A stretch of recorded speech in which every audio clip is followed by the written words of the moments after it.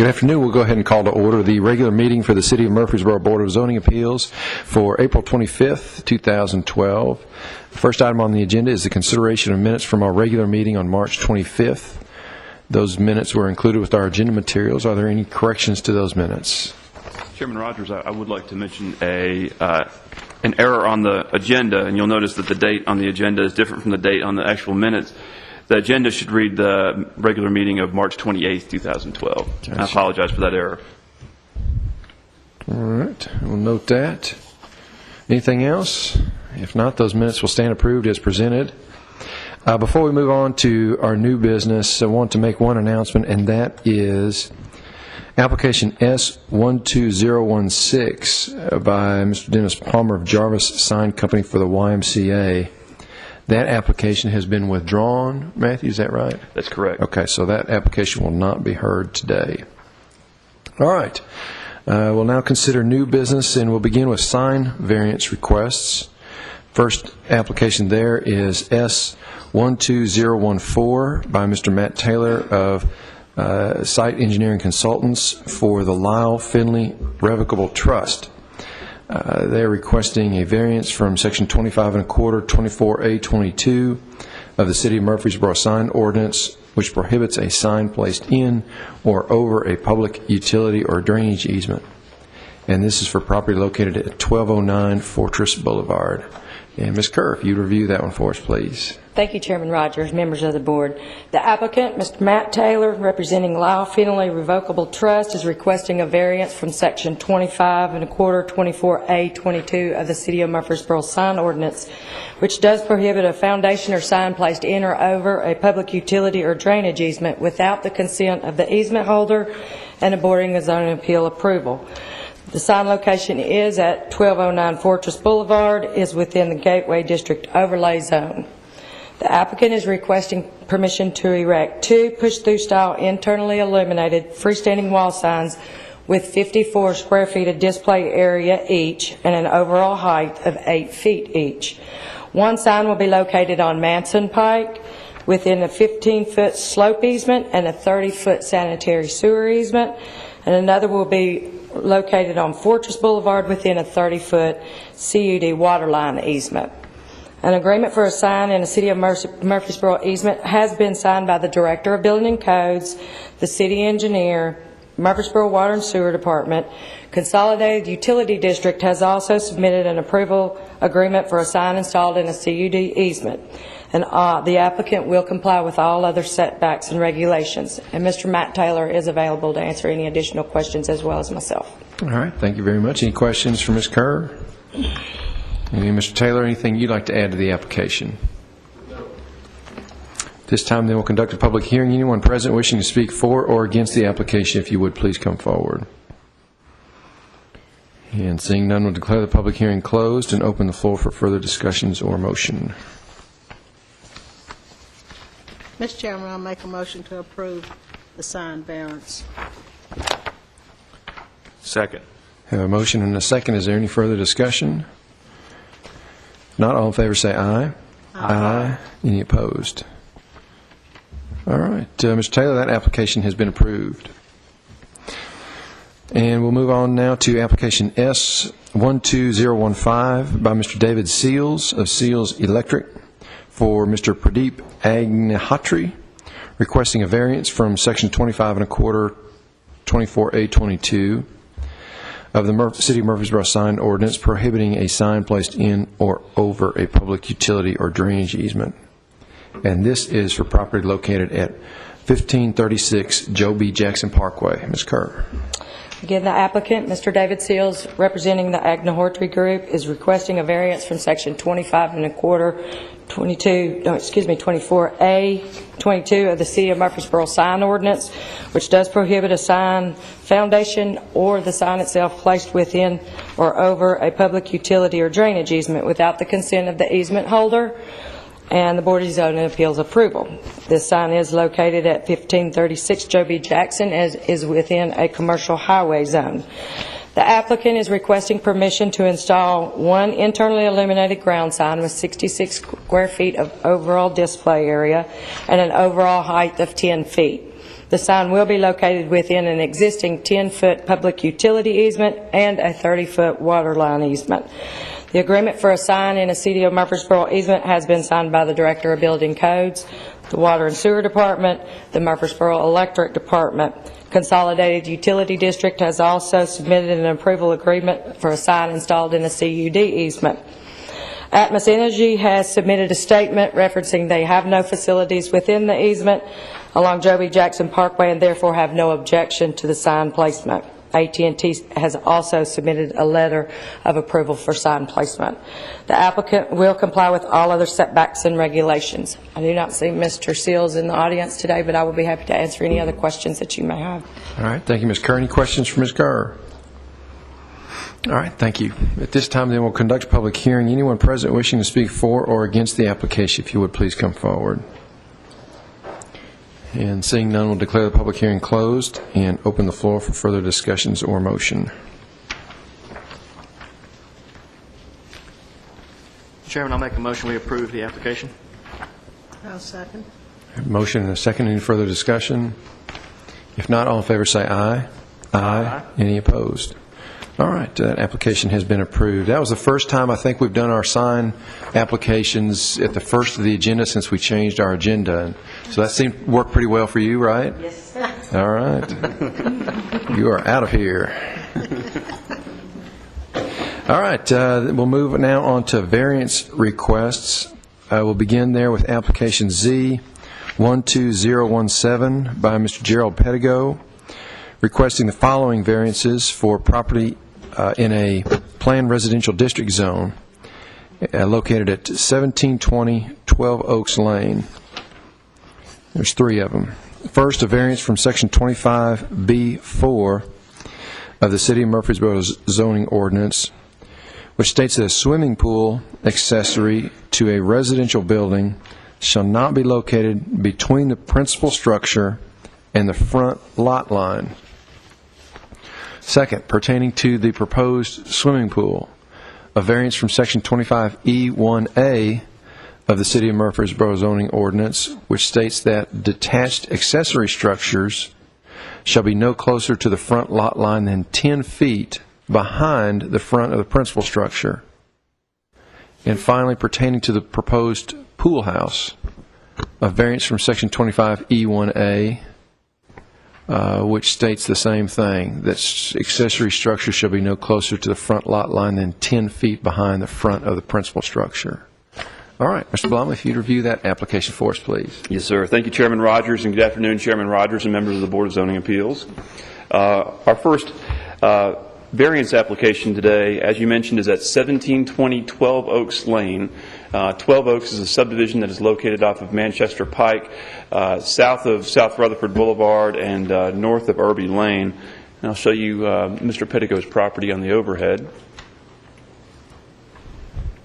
Here's his property, 1720 12 Oaks Lane.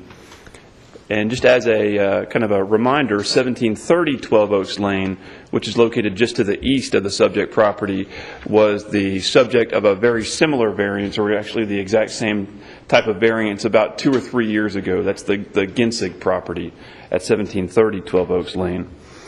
Mr. Pettigo came in several months ago and wants to build a pool and a pool house to the rear of his existing house. You see here's his existing house, which has its entrance off of 12 Oaks Lane. 12 Oaks Lane is a private street that is, as I mentioned, off of Manchester Pike. The property is zoned as a PRD primarily because of the 12 Oaks Lane being a private street.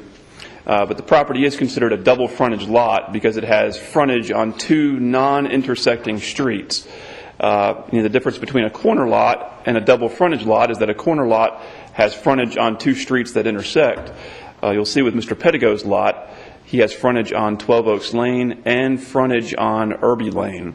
So both of those lot lines are considered front lot lines. And our zoning ordinance prohibits accessory structures from being located in between the principal structure and a front lot line. So even though his house faces 12 Oaks Lane, Irby Lane is still considered a front lot line. Now, there is a way that a developer can make, when he is recording a subdivision plat, that he can make the one of those two front lot lines to be considered a rear lot line by our zoning ordinance, and that is to record a restriction on the plat stating that there should be no vehicular access to that secondary front lot line. In this case, as you may recall from the next door neighbor's application, there was no such restriction recorded on the plat when it was recorded a decade or so ago. And because of that, the front lot line along Irby Lane is considered a front lot line and not a rear lot line. And with that being said, even though his house faces 12 Oaks Lane, because Irby Lane, the lot line adjacent to Irby Lane is considered a front lot line, he could have no accessory structure in between his house and the front property line along Irby Lane. As I mentioned, he wants to build a pool and a pool house. I think the pool is what he wants to construct more in the immediate future, and then he has not had plans developed for the pool house. He's provided us with a size of the pool and the pool house, but I think he's still got some uncertainty about the design of the pool house itself. But you do have a plot plan that he has included. You'll notice here is his existing house, and there would be a long sidewalk and the pool with the decking around it and the pool house to the rear of the pool. It would still be roughly 200 feet from the front property line along Irby Lane. Without the variance, the only place that he could put the pool, where he could conceivably put the pool, would be to the side of the house, or to either side of the house, without a variance from the Board of Zoning Appeals.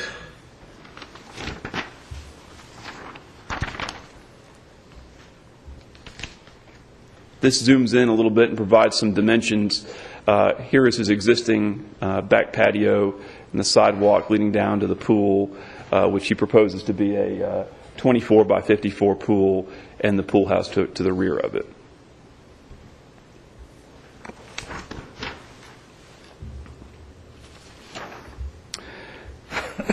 When we considered the application next door for 1730 12 Oaks Lane, it was specified as a condition of approval that they have no access onto Irby Lane. And that was in essence to make it consistent with if there had been a restriction recorded on the plat stating that there be no access to Irby Lane. Mr. Pettigo has actually already established a construction access onto Irby Lane, and he would like to keep that access after construction of the pool is complete as a secondary access. His primary access will still remain off of 12 Oaks Lane, but he would like to keep that as a secondary access point. So what we've done is we've modified the condition from what was approved with the next door neighbor's application to stay with the intent of that previous condition. And if the board chooses to approve the application, staff recommends the following condition: that the primary vehicular access for the subject lot shall continue to be from 12 Oaks Lane. The existing driveway access from Irby Lane shall only be used infrequently as a secondary access point and or a construction entrance. Now, there are three variances because there is actually a statement or a requirement in the zoning ordinance that a pool cannot be located between the principal structure and the front lot line. So he is requesting a variance from that requirement. And then for both the pool and the pool house, he's requesting a variance from the requirement that detached accessory structures shall be located no closer to the front lot line than 10 feet behind the front wall of the principal structure. In this case, the front wall would be any wall facing a street or facing a front lot line. Now I'll show you some pictures of the property. This is the front of the house as viewed from 12 Oaks Lane.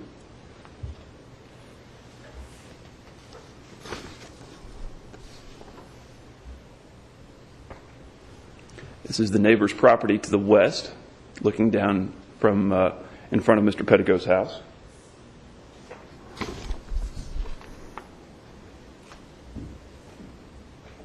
This is the neighbor's property to the east. The swimming pool was constructed in this landscaped area. And it's really difficult to tell from Irby Lane that there actually is a swimming pool back there at the neighbor's property next door.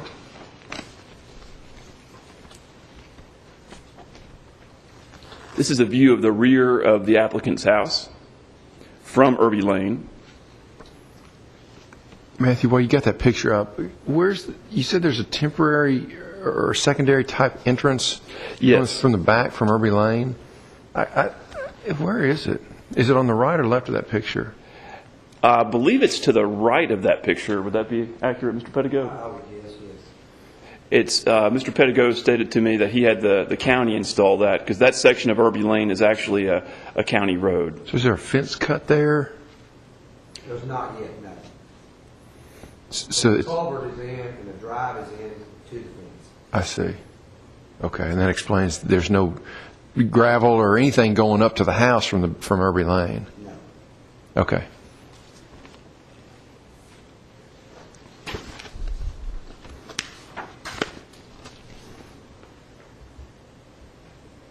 This is a view of the property next door from Irby Lane. As you can tell, it is a good distance away. This is probably between 300 and 400 feet off of Irby Lane. This is the one that you approved several years ago, and it is difficult to tell that there is even a pool over there.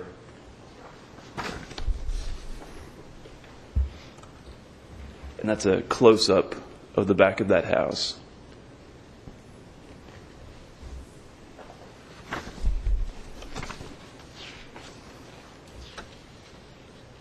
And this is the property directly across Irby Lane from Mr. Pettigo's property, which is a church. As I mentioned, the pool and the pool house that Mr. Pettigo proposes won't be quite as far off of Irby Lane as the house next door, simply because his lot isn't as deep as the lot next door, but it still will be approximately 200 feet off of the Irby Lane right-of-way. If the board has any questions, I'll be happy to answer them. Mr. Pettigo is here if you have any questions for him, either before or after the public hearing. Okay, thank you, Matthew. Any questions for Mr. Blomley? Matthew, did we, that buffering on the neighbor's property, did we require that? Did we require them to fence and put all that up, or was that something they just chose to do? We did not require that. That's just something that they voluntarily did. And did they ask for access back to Irby Lane, or was that? No, it was a condition that was placed on their approval, and to my recollection, they stated no objection to it. How many more houses are down? Is it just those 3 or 4 right there?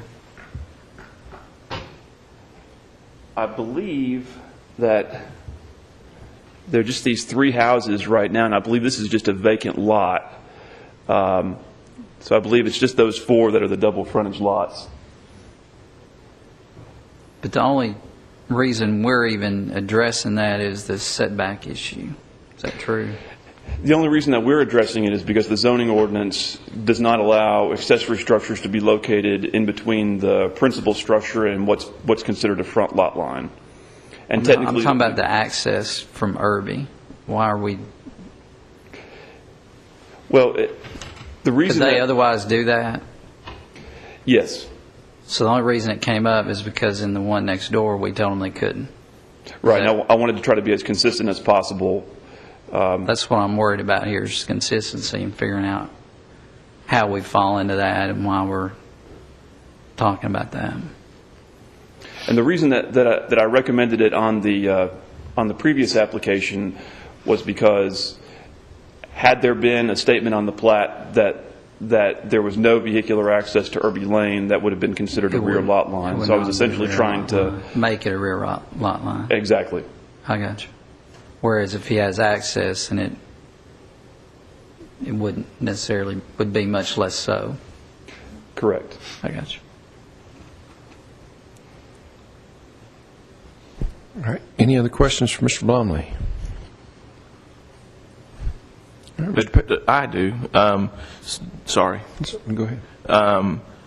By not allowing egress or ingress from Irby Lane or allowing it still doesn't change the fact that it's still a front lot line. That's correct. That's correct, because that verbiage was not included on the plat.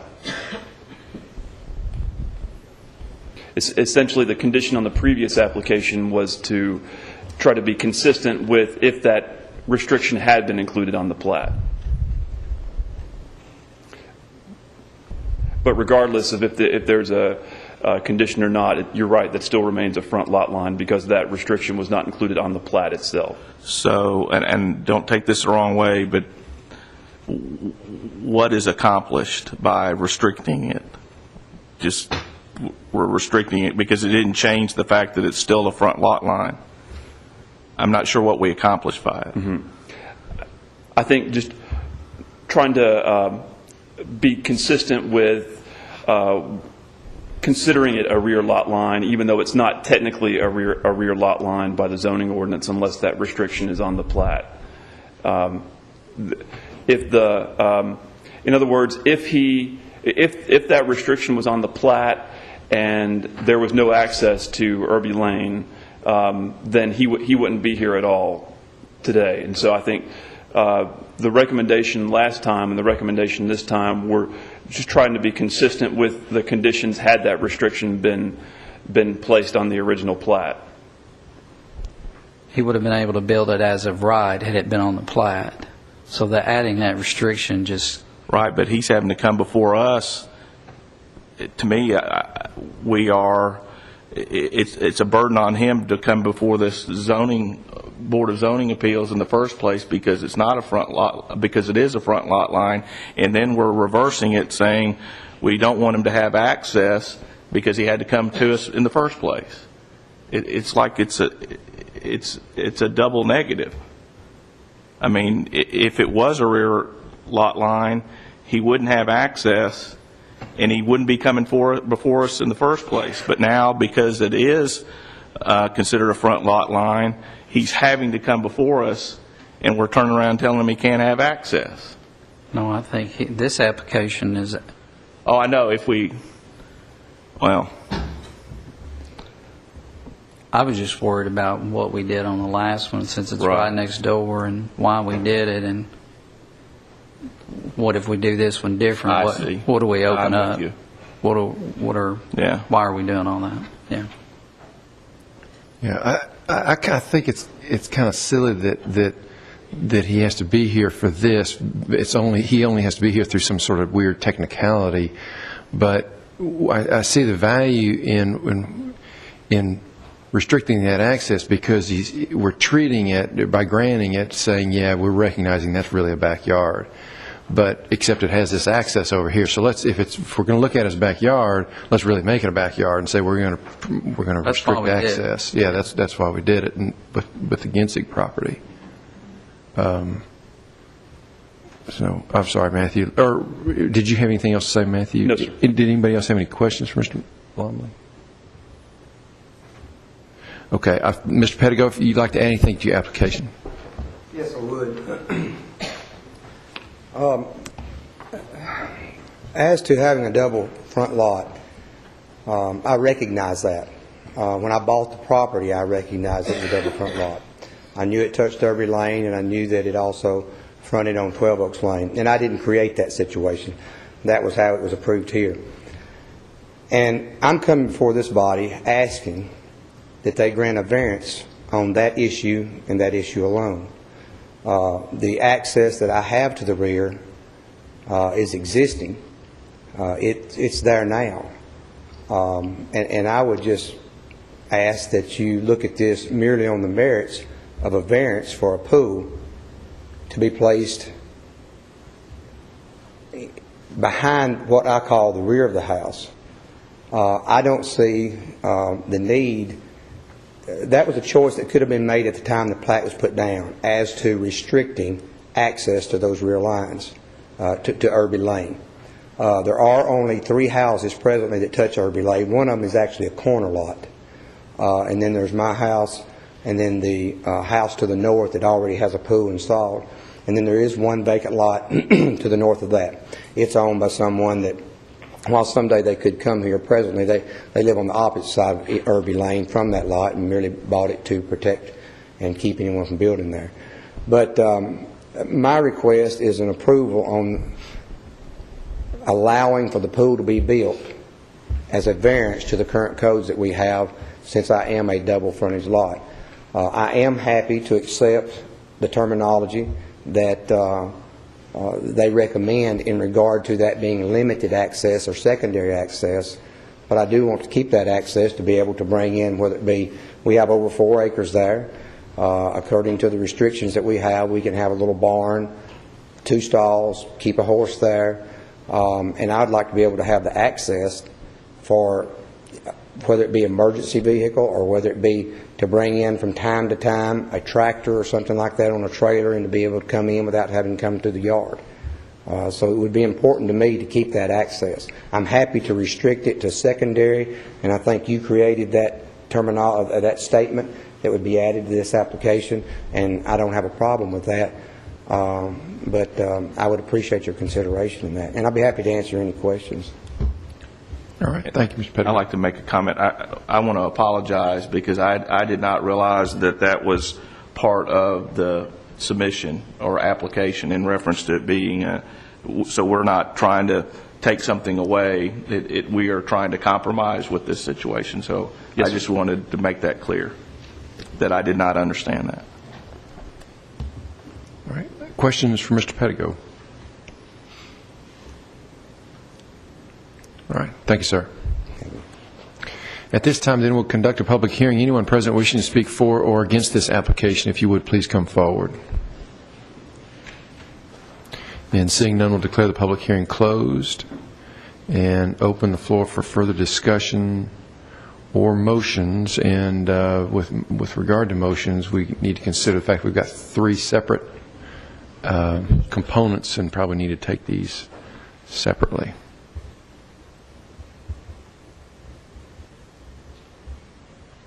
Chairman Rogers, I make a motion that we approve the variance with respects to the swimming pool being located between the principal structure and the front lot line.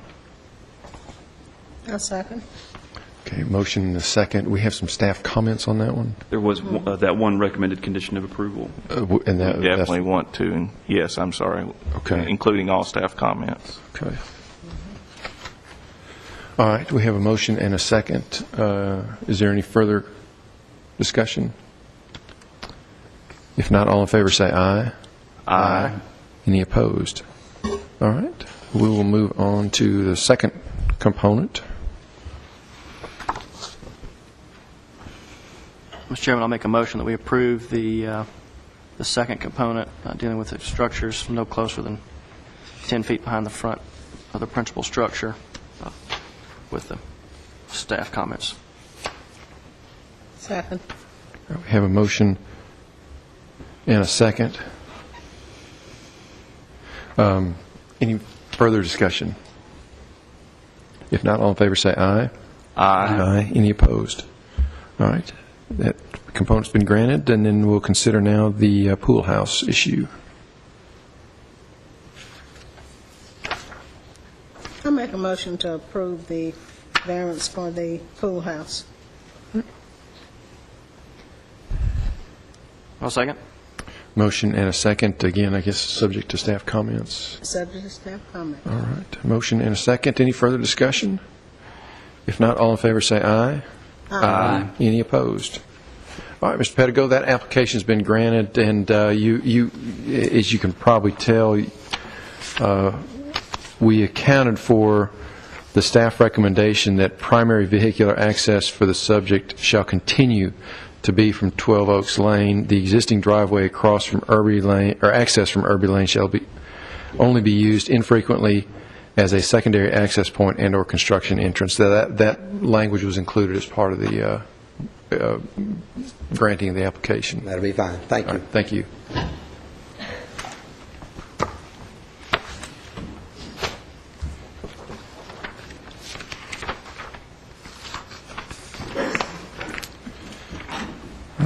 we'll now consider special use permit requests.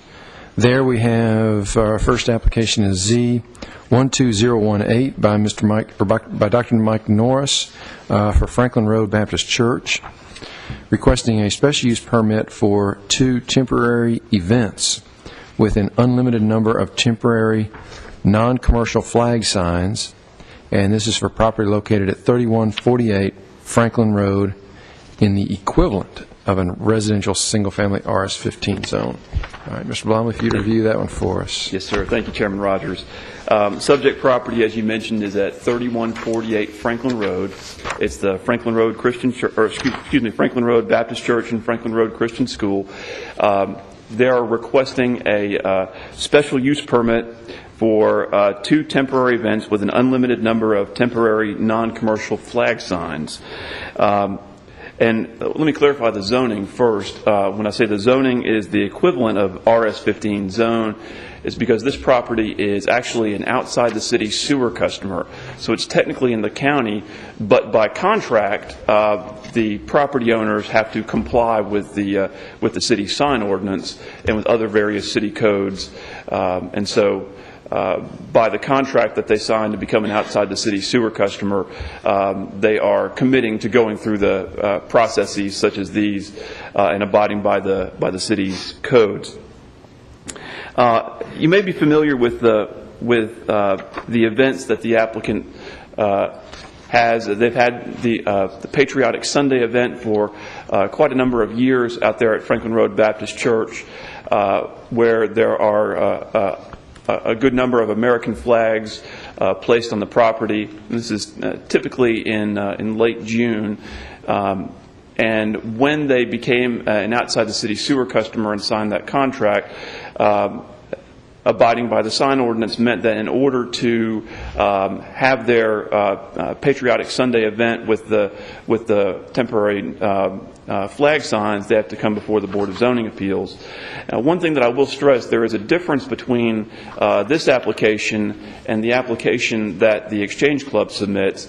The Exchange Club, whether they had the temporary flag signs or not, would have to go to the Board of Zoning Appeals because that's considered a group assembly event of greater than 250 people and would require a special use permit anyway. This particular event is actually a part of their institutional group assembly use, their church use, there on the property. And were it not for the unlimited number of temporary non-commercial flag signs, the applicants would not have to come before the Board of Zoning Appeals for this event. However, our sign ordinance requires that in order to have an unlimited number of temporary non-commercial flag signs, a special use permit pursuant to Sections 8 and 9 of the zoning ordinance must be approved by the Board of Zoning Appeals. As you mentioned, Chairman Rogers, the applicants are requesting 2 separate events. Now, our sign ordinance, which I'll point out, I included a copy of the applicable section in your agenda materials, allows that allows an unlimited number of non-commercial temporary flag signs as a part of a temporary event which has received a special use permit from the Board of Zoning Appeals. And this is for non-commercial flag signs only. The individual flags are not to exceed 24 square feet in area. They are allowed an unlimited number of flag signs, and the flags shall not be displayed for more than 7 consecutive days per event, and there are no more than 2 7-day events per year. The applicants are actually requesting 2 7-day events with this request that would be back to back. The first one would be their Patriotic Sunday event, which would last from June 21st until June 28th, and the actual Patriotic Sunday event or the worship service associated with Patriotic Sunday would be on Sunday, June 24th. According to the applicant, the church, which owns several parcels in the immediate vicinity, will have adequate parking on site to accommodate the event. And as I mentioned, the church has actually held this event numerous times in the past prior to signing the agreement to be an outside the city sewer customer. The second event that the church is requesting is an Independence Day flag display, which will be held from June 29th until July 5th, 2012. So the flags will not be installed prior to June 21st, and they will be removed no later than July 5th. And as I mentioned, the board should note that these events would not require a special use permit if not for the unlimited number of non-commercial flag signs. So you're actually, the primary reason for the church having to come to the board is for the flag signs. And there's some additional detail in the application and in the staff comments about the actual flag display. There will be a total of 30 American flags placed at approximately 10-foot intervals along the frontage of the subject property. The flags will be 3 by 5 in size and will be on poles mounted approximately 12 inches in the ground. There should not be any issues with regards to traffic sight distance. Franklin Road there has a very wide shoulder and a very wide right-of-way. So with the flags being placed on the private property, they will be well outside the traffic sight distance triangle.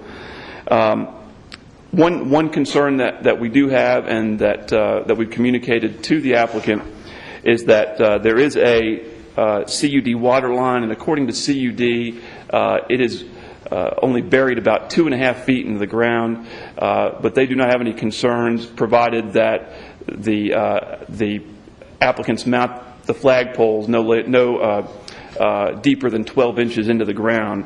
So if the board approves this application, staff does recommend the condition that the flagpole should be installed into the ground no deeper than 12 inches so as not to conflict with the existing CUD water line. And you can see the aerial photograph.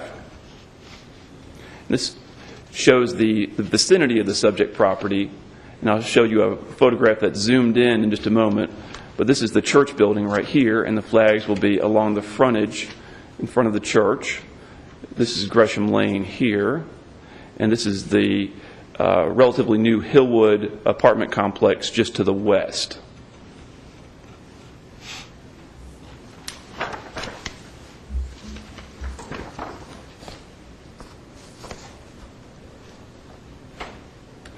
And you can see the applicant has prepared an aerial photograph with the area outlined in red, which will be the area where they will have the 30 American flags along the frontage. The two access points into the church from Franklin Road there's one to the east and one to the west of the church. Now just a few photographs of the site. This is looking at the frontage. As I mentioned, Franklin Road has a wide shoulder and a wide right-of-way, so the flags will actually be mounted in the front yard there in front of the church building. This is looking to the west.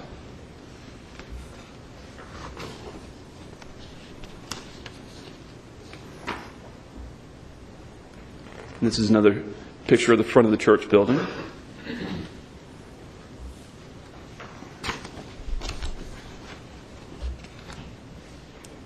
And this is looking down to the east along the area where the flags will be installed.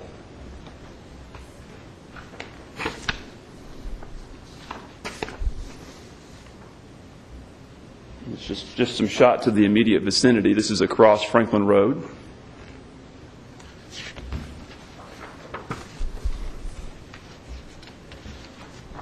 This is basically directly across the street from where the flags will be along Franklin Road.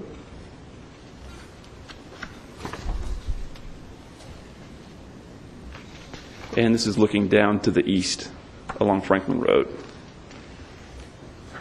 With that being said, I'll be happy to answer any questions. Dr. Norris, the applicant, is in the audience today if you have any questions for him. All right. Thank you, Mr. Bomley. Questions for Mr. Bomley? All right. Thank you. Dr. Norris, anything you'd like to add to the application? Yes. Chairman Rogers, thank you for the chance just to say a word, and members of the board. And this may seem like just kind of a trivial matter, but we wanted to show our good foot to this zoning commission, let you know that even though most of our property lies in the county, we do have a couple parcels inside the city, and this one in particular, we requested the city sewer to come when we did our new construction, and we're grateful for it. And it's just been a big help with our property. And the history of the church is 57 years old, and this is something our church has been doing for over 30 years. It's a very large event. that doesn't require any extra parking or anything like that. We did, they placed a sign in the yard, and the two houses actually across the highway he showed in the picture, actually businesses owned by one of our members, and then the house right next to us. We did talk to Mrs. Richardson. She don't have any problem with the signs going up or the flags going up. And it's basically promotional in interest. And we missed an opportunity last year because we did not know we fell into this particular new ordinance, because we're now considered city on the front of our property. And so when we found out what we needed to do, we made the application process. And so we come before you today for that reason. And I want to tell you, we appreciate your consideration today. All right. Thank you, Dr. Norris. Any questions for Dr. Norris? All right. Thank you, sir. Thank you. At this time, we'll conduct a public hearing. Anyone present wishing to speak for or against the application, if you would please come forward. Seeing none, we'll declare the public hearing closed and open the floor for further discussions or motion. Mr. Chairman, if there's no further discussion, I would move for approval of the application, subject staff comments. Second. All right, we have a motion and a second. Any further discussion? If not, all in favor say aye. Aye. Any opposed? All right. Dr. Norris, that application has been granted. Thank you. Thank you. Good luck with your event. You're in luck. Thank you.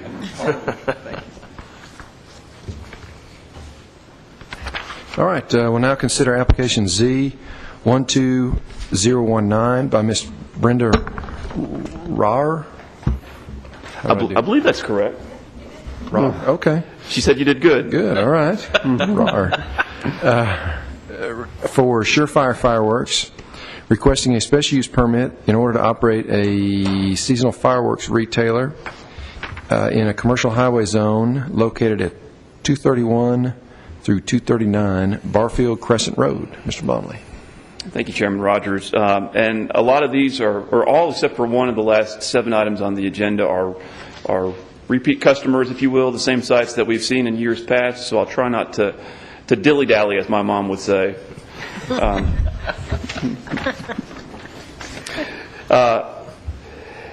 Nope, you're dilly-dallying right there, man. The subject property is located at 231, 239 Barfield Crescent Road. It's in the Barfield Square office complex. This is just an aerial photograph. The tent will be located here. This was a new site last year. We did not have any complaints about this site last year. It is as I mentioned, there were no complaints. The site's passed its initial codes and zoning inspections, and they are looking to just basically set up in the exact same manner as they did last year. If the board approves this application, staff recommends the following conditions. Certification should be submitted that the tent is flame resistant or treated to be flame resistant. Fire extinguisher should be kept on site at all times. The city's fireworks ordinance should be posted on site. No fireworks are to be set off on site. All signage must comply with the city's sign ordinance. Number 6, the site must pass an electrical safety inspection prior to opening for business. An electrical permit must be purchased from the Building and Codes Department in order to obtain this inspection. Number 7, the tent must meet all minimum building setback requirements for the CH zoning district, and a tent permit must be obtained for the tent. And number 8 is the only kind of unusual condition on this one. No direct access onto Barfield Crescent Road will be allowed. To this end, 3 Type 3 barricades must be in place on the driveway behind the sidewalk along Barfield Crescent Road at all times during the selling season. The applicant did not have a problem with that additional condition last year, and I just want to kind of point out the reason for that. This area here, this driveway was constructed, the area where the tent is going to be going, was constructed not in conformance with the original site plan for Barfield Square. The main access point is actually off the drive that goes into the apartment complex to the rear of it, and this is how people access that parking lot. The city made, the owner of the property put a stand-up curb and sidewalk along this frontage, and so right now there's a drop-off of about this much from the curb down to the asphalt where the tent will be located, and we certainly don't want people driving over that. I know it would tear up the underside of my Malibu, so we would ask for that condition again, so that those barricades are in place, knowing that people cannot pull into that area right there. I'll be happy to answer any questions, and Ms. Rauer is in attendance today as well. All right. Thank you, Mr. Blomley. Questions for Mr. Blomley? All right. Thank you. Ms. Rauer. Thank you, Matthew. Anything you'd like to add? Okay. Then at this time, we'll conduct a public hearing. Anyone present wishing to speak for or against the application, if you would, please come forward.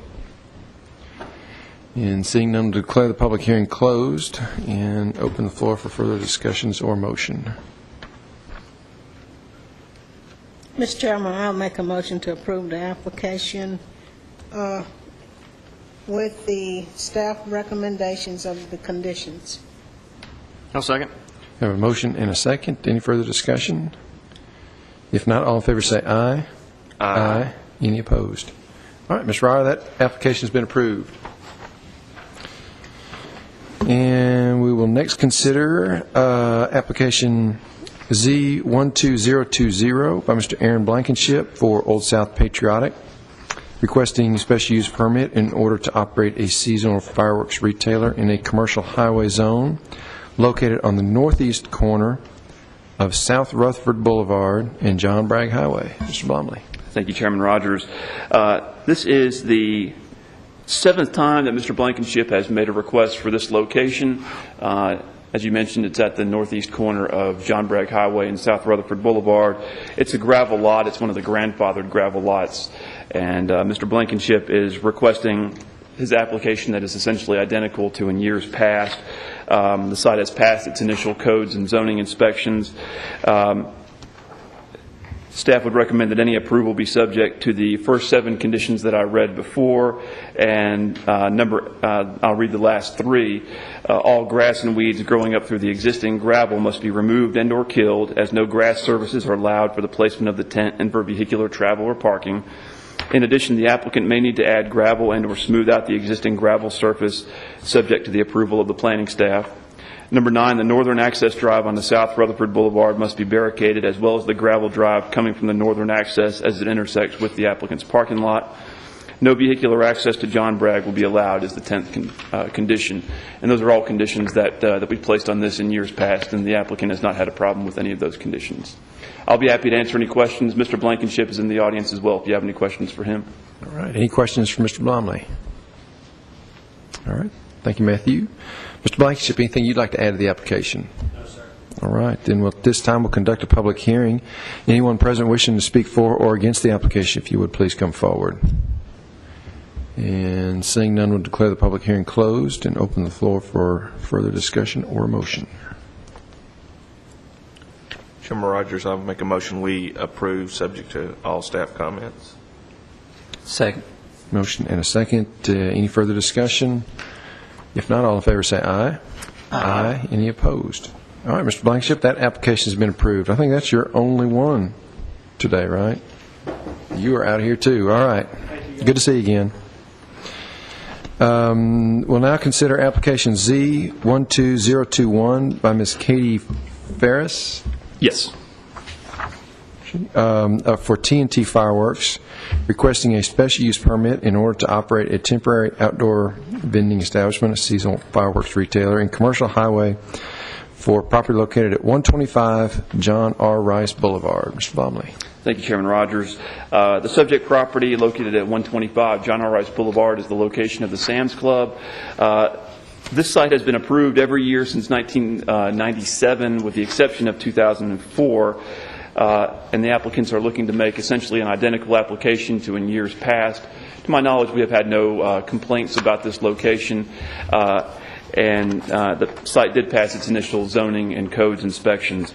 One thing that I will mention is that there is an existing water line that runs, and if you'll recall at the last meeting, we did have some discussion about one of Mr. Lloyd's sites where there was an existing water line, and we as staff are trying to do a better job of identifying any potential conflicts with the tents and the existing water line, or existing utility lines.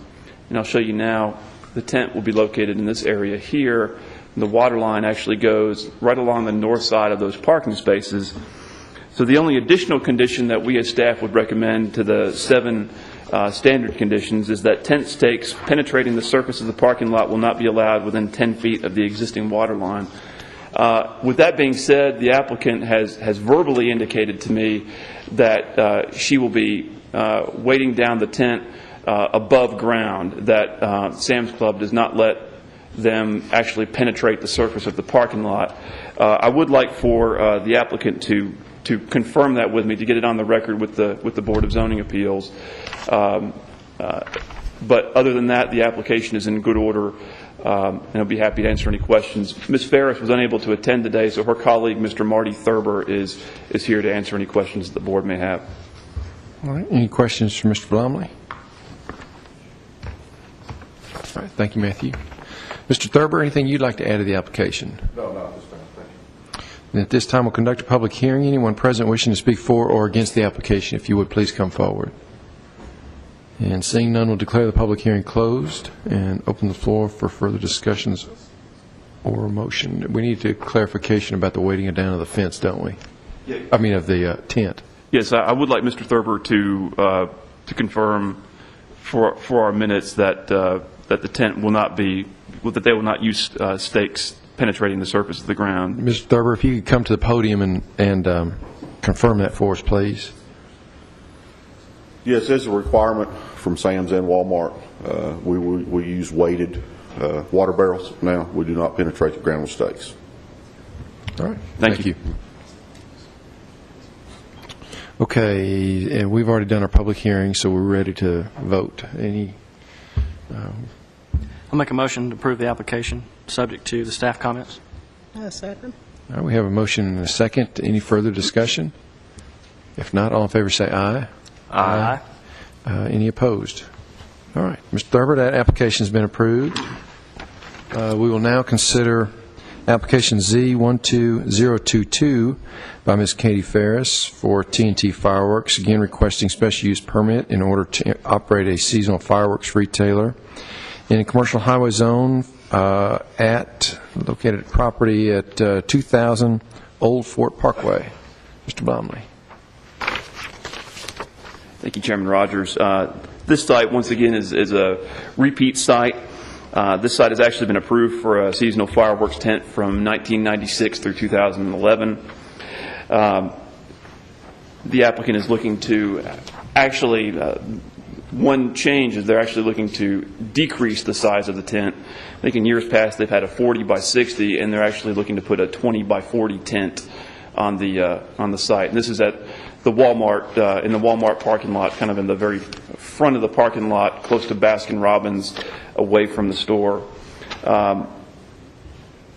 The site passed its initial codes and zoning inspections, and we are not aware of any complaints about this over the years. It seems to be a well-run site. If you have any questions, I'll be happy to answer them. And the standard 7 conditions are what we recommend if you approve this application. All right. Any questions for Mr. Blomley? Thank you. Mr. Thurber, anything you'd like to add to this application, sir? No, thank you. All right. Then at this time, we'll conduct a public hearing. Anyone present wishing to speak for or against the application, if you would, please come forward. And seeing none, we'll declare the public hearing closed and open the floor for further discussion or motion. Chairman, if there's no further discussion, I move for approval of the application, subject to staff comments. Second. All right. We have a motion and a second. Any further discussion? If not, all in favor say aye. Aye. Any opposed? All right, Mr. Thurber, that application has been approved as well. Thank you. All right, we'll next consider application Z12023 by Mr. Jake Lloyd for Mid-America Distributors. He, too, is requesting a special use permit in order to operate a seasonal fireworks retailer in a commercial highway zone for property located at 120 River Rock Boulevard. Mr. Blomley. Thank you, Chairman Rogers. If you bear with me just a moment, get my exhibits out. You're dilly-dallying again. My mom would be disappointed. Set yourself up here. The subject property is located at 120 River Rock Boulevard, and I will take a little bit longer with this one because this is actually a brand-new site that Mr. Lloyd has made application for. It's never been used for a seasonal fireworks retailer in the past. The site you may be familiar with is the former location of a mobile home sales lot located just off of Cason Lane on River Rock Boulevard. And the property was, a portion of the property was redeveloped in about 2007 or 2008, and there's a hair salon called Salon Suites that sits at the very back of the parking lot. I'll show you the aerial photo. Here's the Salon Suites, and here's the access drive coming in for the Salon Suites. The front half of that lot, I believe that that was kind of kept not a part of the Salon Suites development, with the hopes, I believe, that it would be used as an out parcel someday and redeveloped. But you'll see that there are remnants of that mobile home sales lot, a grassy court area with sidewalks, some asphalt, some gravel, and I'll get to the surface in just a moment, because that's going to be key with regards to this application.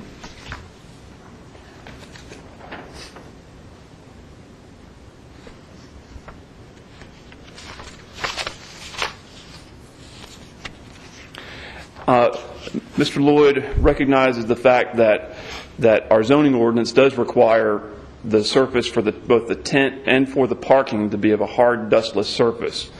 And the lot as it currently is on the property right now does not meet that requirement for a hard, dustless surface. Only a portion of the property is a hard, dustless surface, and there are other portions that are grass and that are gravel. What the applicant proposes to do is actually patch the areas that are gravel and surface those areas to make it to where certain areas that he would use for parking that are gravel would meet the requirement for a hard, dustless surface. And you'll see the site plan that we have here. The tent, which would be a 30 by 70 tent, would be located here behind the 42-foot front setback line. The existing driveway remains open to the old mobile home sales lot, and there is actually a gravel area here. It's partially gravel, partially paved, I believe, and that would be the access drive to the parking area, which would be behind the tent.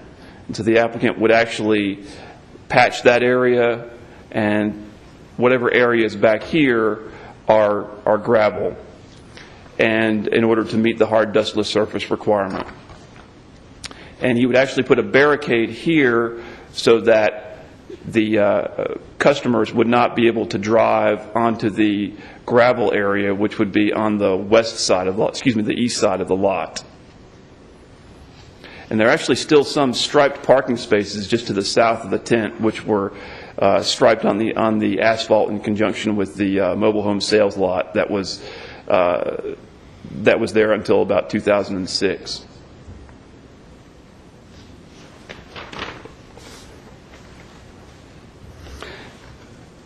One of the things that we're concerned about, and I'll bring the site plan back up. The parking must occur to the rear of the proposed tent. The area to the front, we do not want people parking to the front of the tent, as that's in the access drive to the site, nor do we want people parking on the west side of the tent, as that is also part of an access drive. And the applicant needs that entire access drive in order to be able to accommodate two-way traffic going to the parking area, which will be behind the tent. So there are some conditions with relation to this site, which I have included for you, a set of revised conditions that more clearly spells out what must be done in order for the site to function properly and to meet minimum requirements. And I'll go over those with you in just a moment. Now just some photographs of the site.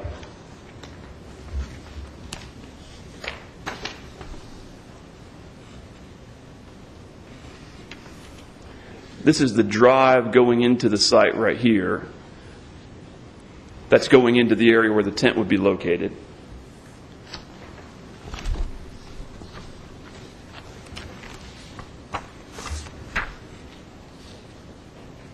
And this is looking straight back through that drive. You'll see the building in the back is the salon suites. The tent would be located in this area right here, and the applicant would pave any areas that are gravel to the west of the tent and to the rear of the tent.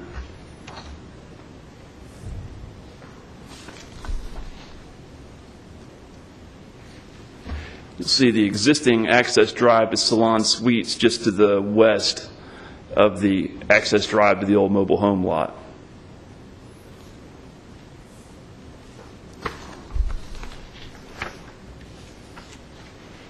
This is the property directly to the east of the subject property. It's Kirby's Garage.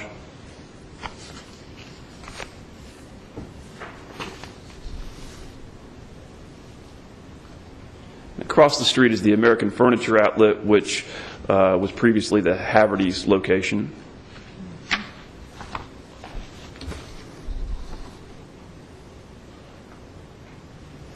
And there's a real estate office across the street.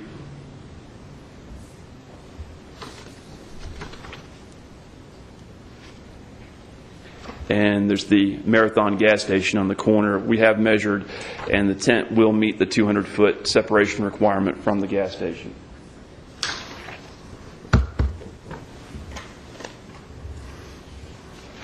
The site passed its initial codes and zoning inspections. As I mentioned, this is the first time that this site has ever been requested for use as a temporary vending establishment. The applicant is requesting only the July 4th selling season. The site meets all distance requirements, as there is not an establishment that sells liquor or beer for on-premises consumption within 250 feet. There is a fire hydrant within 500 feet, and as I mentioned, gas pumps are not within 200 feet of the proposed tent location. One thing that I did want to mention is that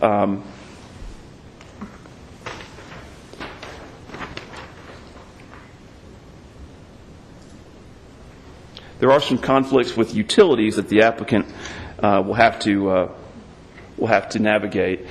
In looking at the GIS system, there is a water line and a sewer line coming in that existing drive into the mobile home sales lot. So the applicant will need to avoid the water line and the sewer line, and so he has been made aware that no stakes can be located within 10 feet of those marked water and sewer lines. And in order to accomplish that, he will use some type of above-ground weight within the 10 feet of those lines. Now I'm going to read the recommended conditions of approval revised today as I've laid out in front of you. The first 7 are the standard 7 conditions. Number 8, the tent cannot be located on any existing grass area, and there are some grass areas left over from the mobile home sales lot. Number 9, all areas to be used for parking and for the placement of the tent must be of a hard, dustless surface. Any resurfacing that must be done in order to make the lot compliant must be completed and ready for inspection by the planning staff no later than June 20th. And the reason for that is we want to make sure that the surface is compliant before, so that if it were not, the applicant would still have time before he sets up his tent to meet that hard dustless surface requirement. Number 10, a barricade in the location shown on the site plan must be in place in order to prevent vehicles from parking in the remaining gravel area on the lot. Number 11, the area of the site to the front and on the west side of the tent should not be utilized for vehicular parking. Signage directing customers to park in the rear of the tent must be posted at all times. And number 12, prior to erecting the tent, the applicant must have the water and sewer lines that are located on the subject property field located, and no tent stakes will be allowed within 10 feet of the water and sewer lines. With that being said, I'll be happy to answer any questions. I know this is certainly a different situation than we've seen in the past. And Mr. Lloyd, if you have any questions, is here as well. All right. Any questions for Mr. Blomley? Matthew, could you put the site plan back up, please?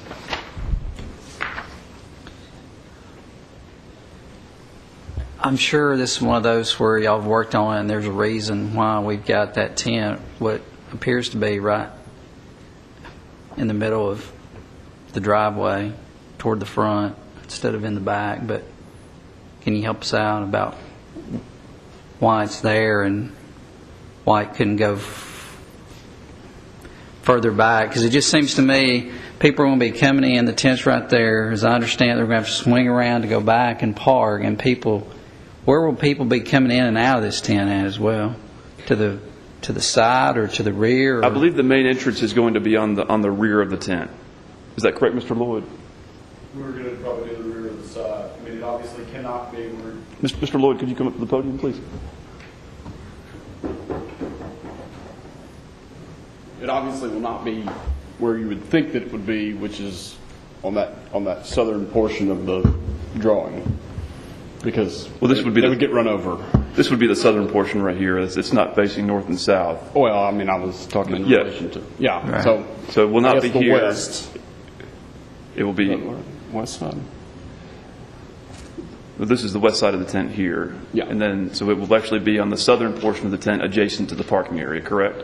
Right. Either there or it would be on the back side. Facing up on the picture.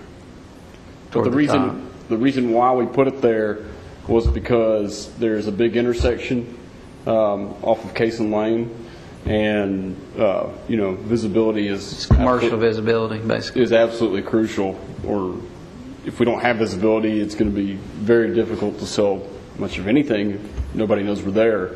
And so we wanted that visibility, but we had taken careful measurements, and I believe we still had 20 some odd feet. It met the requirements for 2 cars to go back and forth. But there's going to be nobody coming in and out this western side. Is that the west, Matthew? The bottom part of the tent? This right here? Right. Oh, yeah. You're talking about access into the tent at this point right here? On pedestrian traffic going in and out of that area. That's my understanding, and that could certainly be made as an additional condition of approval as well. Mr. Lloyd, how are you going to keep people from parking in the front of that tent? What we'll probably do, is, especially when we get busy, is have people flagging. But if it becomes, what we were going to do is kind of paint arrows, telling people to go back, and then basically if it became a problem, I mean, with or without y'all making us do this, we would probably do it anyways. Just put up some sort of something that, like a stringer or something. Yeah, you want to use the mouse right there. Probably put up some sort of a something that would come from right here and then run straight this way and then jut this way and just block that little bit off. If it wasn't a problem, then I don't know that we would do that. But if it became a problem, we would probably immediately do that. If it was me pulling in there, that's probably where I'd want to park. That may be very true. And, it may be something we need to do right off the bat. Yeah. So I'm definitely not opposed to it if we need to. Can they have signage, Matthew, as a part of their application for temporary vending or not? Is that a separate application? Our zoning ordinance does require that all signage be compliant with our sign ordinance, and I think there's some amount of temporary signage that is permitted. However, I do not think that directional signage is included in... No, I mean, if it was further back, could they have a sign at the front of the street saying, hey, fireworks back here, turn right here? I mean, can they have those kind of signs with a temporary vendor? I guess this would be the benefit of having Ms. Kerr last on the agenda. She could be here to answer these questions. Okay. All kidding aside, I don't know what the regulations state. I mean, I'm not trying to... it just seems like an odd placement. I understand what you're saying. Yeah. It would probably, I would have to talk with everybody at the office, but it would probably be a situation that if y'all wanted us on the very back of the property, it would most likely not be worth us putting putting a tent here. Right. So, I gotcha. Just kind of throw that out there. I mean, that's why we took careful measurements, just to make sure that, we had everything lined up where traffic could flow and there weren't going to be problems. But, whatever y'all think. Okay. I kind of agree. I think everybody does. It's a little squirrely layout. Matthew, you mentioned about it can't be on grass. What's the big hang-up with being on grass? Well, there's actually, in the ordinance, it specifically states that vehicles, trailers, and tents are not allowed to be on grass. And then we also make sure that fireworks tents are not on grass for safety reasons too, so that they're not, so that we're not putting those flammable or those the fireworks directly on top of grass, which might, if dry, might be a fire hazard. It's actually based on some national codes that they're not supposed to be on grass. Oh, okay. And that just so happens to be the code that Murfreesboro has adopted. So, And it's not narrow enough to slide into that little gap there between, on that asphalt part that runs side to side. what we'd actually talked about doing originally was asphalting a portion of, probably shouldn't put my dirty fingernail up there. I had to work on a truck yesterday, and I've scrubbed and scrubbed. So. Anyways, what we talked about doing was putting, asphalting a portion of this right here. Okay. So that it could sit back further. Okay. But in order to do that, and I don't know if there's anything that y'all could grant that would allow us to do this, but it may not be possible. But if we do that as opposed to just patching the lot, then we would have to take out all new site plans and get approval and everything else to asphalt that area, including curb cuts. And from my understanding, I think that's what we have to do. I'm sure Matthew can shed more light on that. And we were like, well, we don't want to. If I could speak to that, what we had told him was that when he approached us about paving the gravel areas on this lot, this lot had been used as a mobile home sales lot in the past. Portions of it were already asphalt.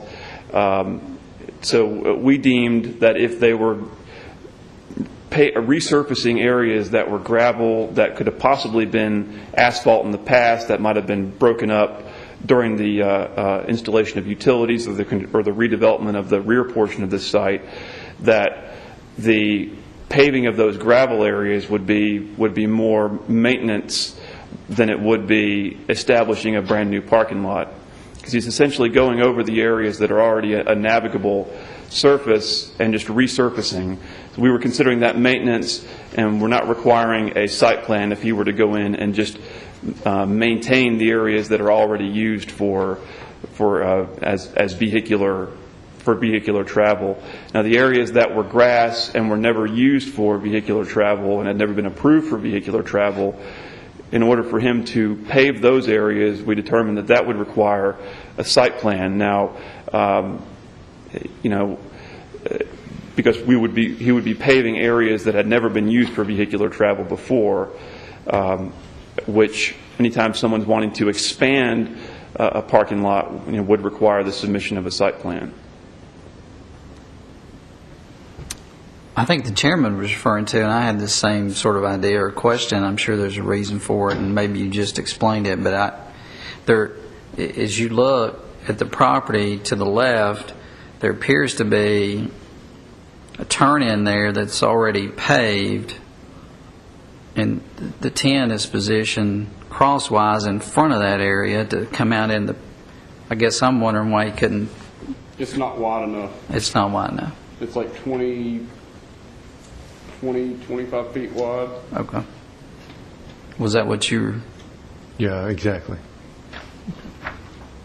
And it's got grass. I would personally love, where we still have visibility, as long as we still have visibility, I would personally love to manipulate the tent or turn it or do something, if nothing else, just so we could, because we're right, the bottom portion of the picture as it is those utility lines run right across there, and if we could essentially scoot it back, we would be away from those utility lines and not have to use above-ground anchors. So, I mean, I would love to reposition it in such a way. It's just, that's not really up to me. That's up to y'all, I guess. Or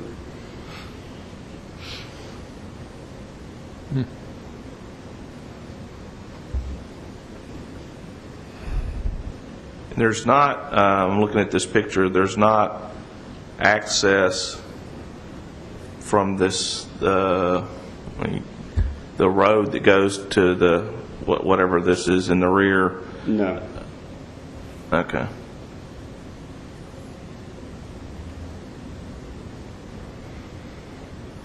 They did a good job of separating the lots. It is.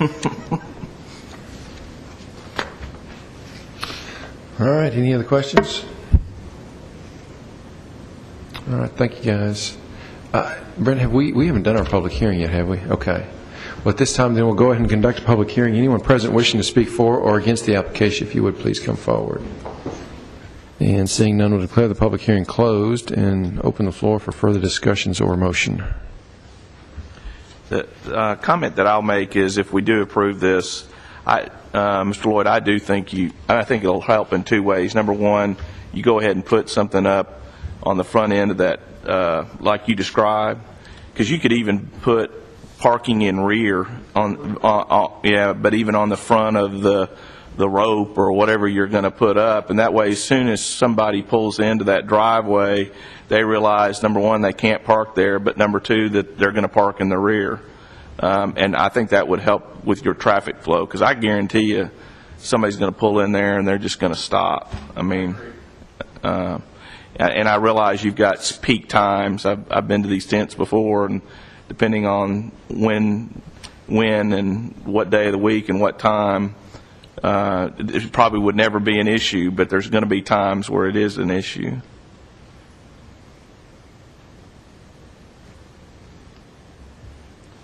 My only additional comment to that would be that it seems like if it's approved where it sits, you would want to prohibit pedestrian traffic to the west side of that 10 because you got the cars coming through there. I mean, when I first looked at it, I thought that's where the entrance would be, and then we would have cars coming and going and people trying to get in on that side of the 10. I mean, those two things might make that location workable.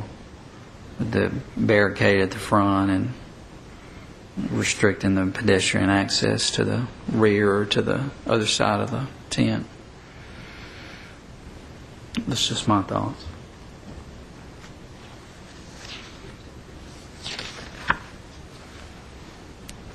Just want to make that a condition too? I just want to throw it out and talk about it. I don't know. Some of you guys may not like it no matter what we do or whatever. I mean, it's just an awkward sort of location. So I just thought I would.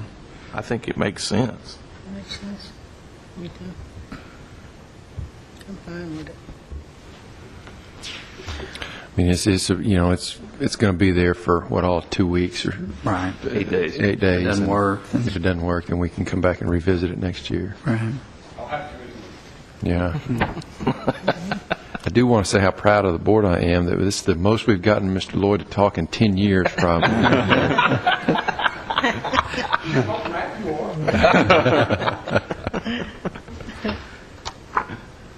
So he's a smart man. He knows if he gets what he wants, he didn't rock the boat. I'm here and I'm gone. I guess with that, Mr. Chairman, after the conversation, I would move for approval of the application subject to the existing staff comments with the additional requirements of a parking barricade at the front of the tent facing River Rock, a physical barricade in addition to signage, and the restricting pedestrian access to the tent. Help me out with directions there, Matthew. Prohibiting pedestrian access to the west side of the tent? To the west side of the tent. In other words, no pedestrian access on the west side. That'd be my motion. I'll second it. All right, we have a motion and a second. Is there any further discussion? If not, all in favor say aye. Aye. Any opposed? All right, Mr. Lloyd, that application has been approved. And now we'll consider application Z12024 by Ms. Julie Smith for Absolute Fireworks, requesting a special use permit in order to operate a seasonal fireworks retailer in a commercial local zone for a property located at 3216 Memorial Boulevard.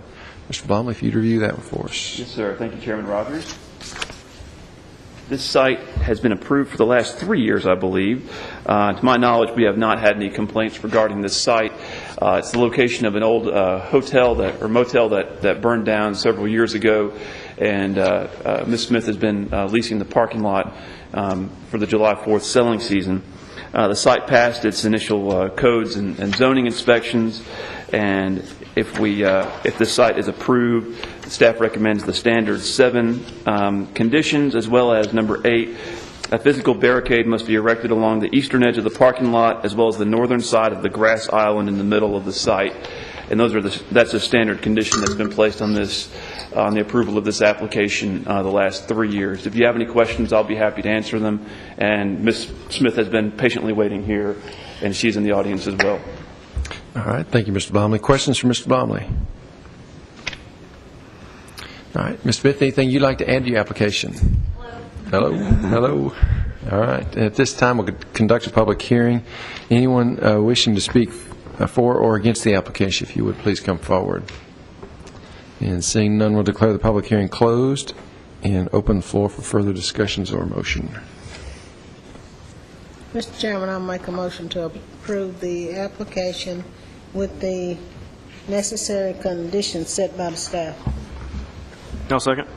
All right, motion and a second. Any further discussion? Not all in favor say aye. Aye. Any opposed? All right, we'll then consider the next application, which is also by Ms. Smith for a special use permit and a variance request, making the following request for property located in a commercial highway zone at 131 through 133 Cason Lane. First, to operate for a special use permit in order to operate a seasonal fireworks retailer. And then second, a variance from section 9D2 4E2, which states that in the event the proposed location of a temporary vendor will be on the site of an existing permanent business, the number of parking spaces displaced by the temporary vendor will not total more than 25% of the total parking available on the site. All right, I think I got that, Mr. Blomley? Yes, sir. Thank you, Chairman Rogers. This site has been approved ever since 2006. It's actually located directly adjacent to the site that we looked at on River Rock Boulevard. If we could put up the aerial photo. This is the location of the Duds and Suds here, where Ms. Smith has been locating since 2006, and this is the location on River Rock Boulevard. The applicant is essentially looking to operate in the exact same manner that she has ever since 2006. You'll note you mentioned that there is a variance that goes along with this. Back in 2007 or 2008, when we amended our zoning regulations for temporary vendors, we did have the requirement that temporary vendors cannot take up more than 25% of the existing parking on the side of a business if it's an existing parking lot with an existing business there. This Duds and Suds location, Ms. Smith has been requesting a variance to that provision because she does take up about 3 or 4 additional spaces than 25% of the existing parking on site. So she has been approved for that variance for about the past 3 or 4 years, and we've never had, to my knowledge, had an issue with parking on site. The Duds and Suds building is actually a 2-unit building. There used to be a tanning salon right next to the Duds and Suds. It has been vacant for the better part of the last 2 years. I think there was a tenant in there for about a month or 2 earlier this year, but I noticed when I went out there to do my zoning inspection after the application was made that it is once again vacant. So the demand for parking on site will be once again less than the demand would be if there was a tenant in that space. With that being said, we would recommend the 7 regular conditions to apply to the special use permit if the board approves the special use permit. And if you have any questions regarding this application, I'm here, and Ms. Smith is here as well, as you know. All right, thank you, Mr. Blomley. Questions for Mr. Blomley? All right, Ms. Smith, anything you'd like to add to this application? All right. Then at this time, we'll conduct a public hearing. Anyone present wishing to speak for or against this application, if you would please come forward. And seeing none, we'll declare the public hearing closed and open the floor for further discussions and a motion. I guess we have 2 components to this application. Probably best to take those separately. Yes, sir. Mr. Chairman, there's no further discussion. I move for approval of the special use permit, subject to staff comments. Second. Motion and a second. Any further discussion? Not all in favor, say aye. Aye. Any opposed? All right, we'll now consider the variance request. Make a motion to approve the variance request, the parking, subject to staff comments. Second. Motion and a second. Any further discussion? If not, all in favor say aye. Aye. Any opposed? All right, Ms. Smith, that application has been granted in its entirety. All right, then we'll now consider, I guess, move on to staff reports and other business. I have none today. I have none today. All right. Any other discussion? Any other business? Then we are adjourned.